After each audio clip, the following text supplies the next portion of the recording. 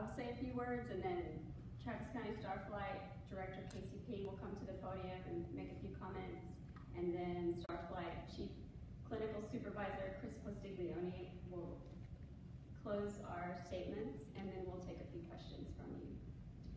So STARFlight has reviewed the findings of the National Transportation Safety Board regarding the April 27, 2015 accident that involved the death of our beloved colleague, Kristin McLain.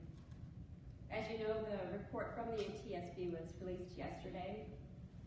We would like to thank the NTSB, FAA, and Airbus investigators for their effort, commitment, and sensitivity to our staff during the investigation. If you have any questions related directly to the investigation, please call the NTSB's Public Affairs Office at 202-314-6100. That's 202-314-6100. And now we'll hear from Casey Ping. Casey Ping, Travis County STARFlight Program Director. The independent NTSB investigation, the NTSB did not find any failures or malfunctions of the equipment or abnormalities with the helicopter or the hoist hook. The NTSB concluded in the absence of any of these equipment failures, it is likely that the rescuer was not attached properly to the hoist. The NTSB further determined that the probable cause of the accident is the helicopter rescue specialist was not properly attached to the hoist system, which resulted in a fall during the night hoist. While the NTSB investigation includes equipment failure, excludes equipment failure or malfunction, and identifies a failure of the rescuer to be properly attached to the system, sadly we will likely never know the precise cause of the failure that resulted after what appeared to be a routine extraction of Kristin and the patient. Separate and apart from the NTSB investigation, Travis County and STARFlight, with the help of an independent consultant, conducted an internal review of all of our procedures, safety steps, and processes, including training and protocols with respect to all of our missions that we are performing. And also, outside of that independent review, we also internally looked at ourselves and made further enhancements to improve safety and reduce risk. That is part of our continual effort to make the program safer. As you know, this has deeply affected the STARFlight program and Kristin's family. We continue to deal with those feelings and grieving, and we are making support staff and counseling available for our personnel as we continue to go through this process of healing.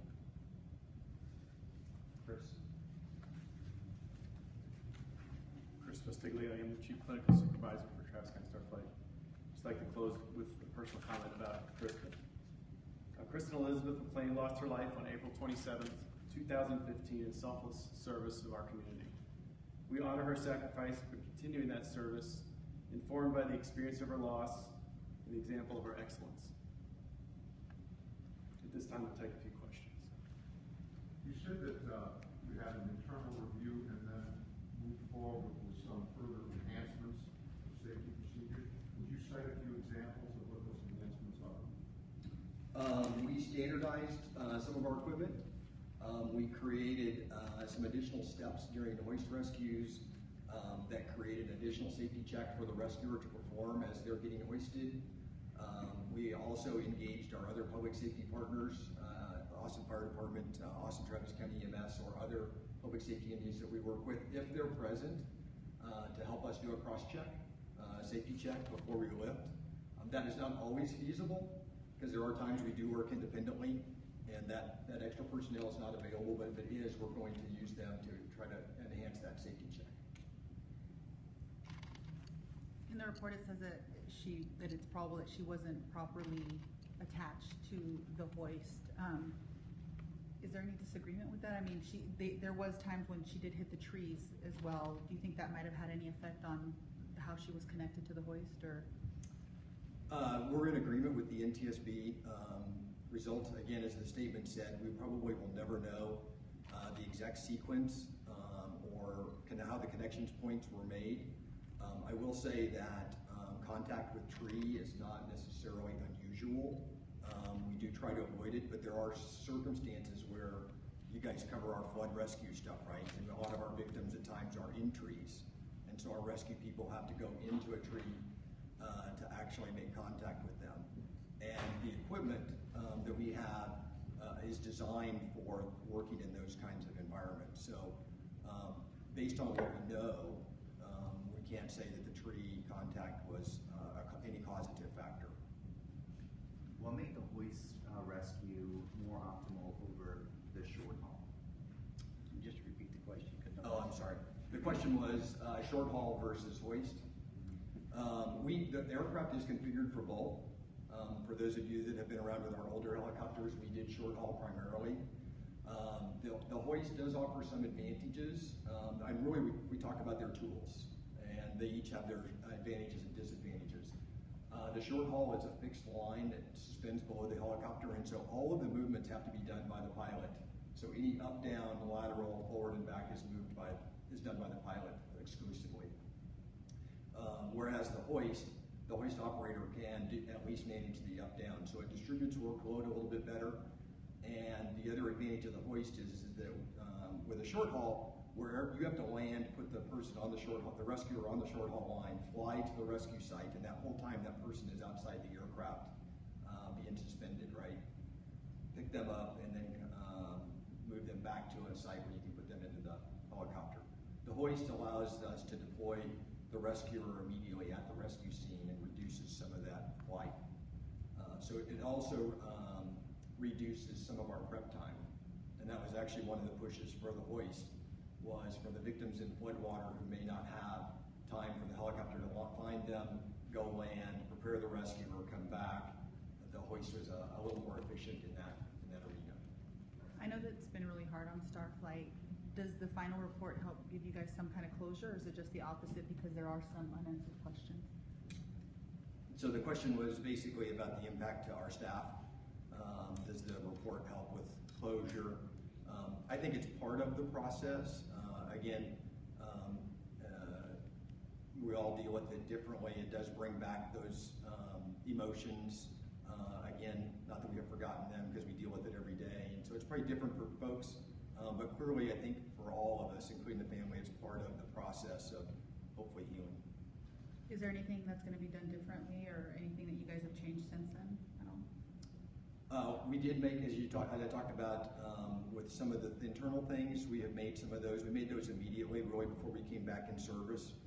We engaged our staff and said, what recommendations do you have specifically?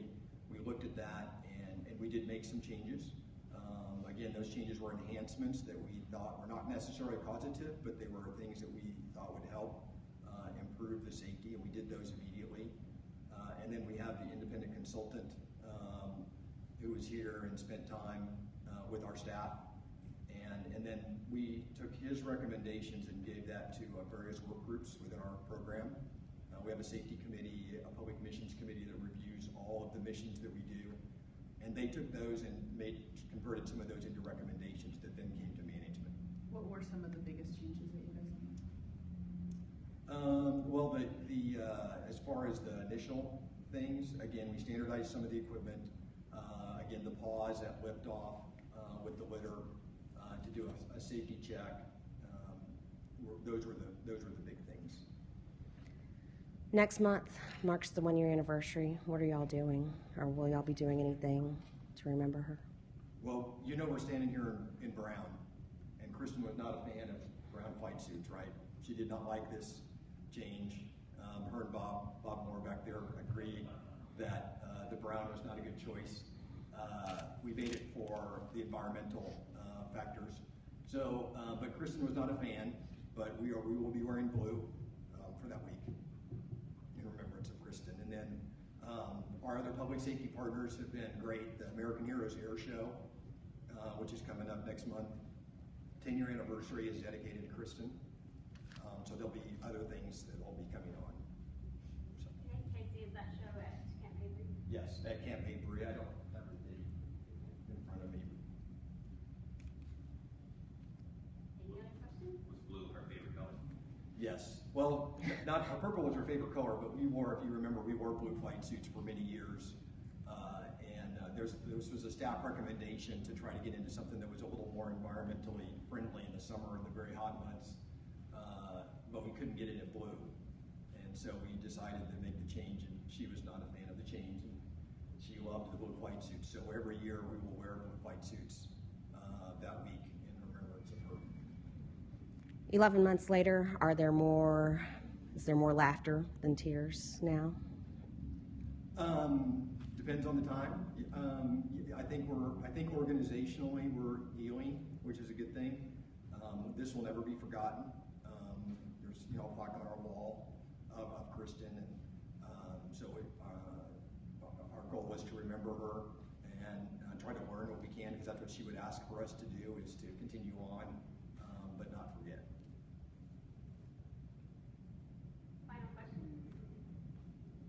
Did you guys learn anything, if anything, from her tragedy? Yes. I mean, a big part of what we do is operating in an environment. One of the AFD folks that was at the accident said sometimes we work without a safety net. That's what the community requires us to do. And so, unfortunately, there are just circumstances that we get put into. And so, but our challenge is to try to find for our rescuers.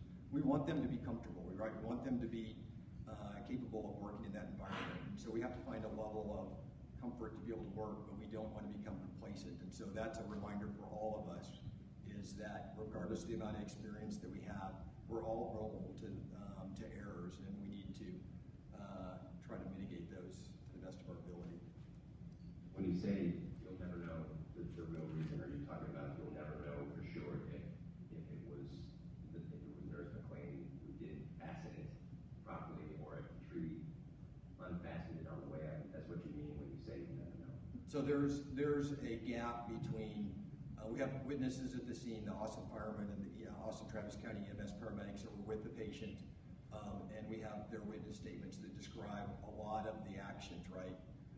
Unfortunately, they did not see the connections occur, so we don't have a definitive what that looked like.